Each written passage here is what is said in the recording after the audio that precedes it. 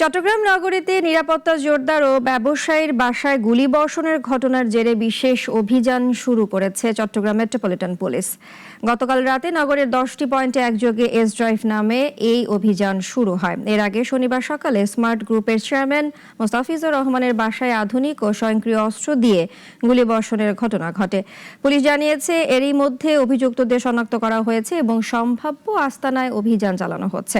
অপরাধীদের গ্রেফতার ও ব্যবহৃত অস্ত্র উদ্ধার না হওয়া পর্যন্ত এ বিশেষ অভিযান চলবে বলে জানিয়েছে সিএমপি। পুলিশের পাশাপাশি গোয়েন্দা দলও মাঠে সক্রিয় রয়েছে। আমরা আজকে এস ড্রাইভ পরিচালনা করেছি।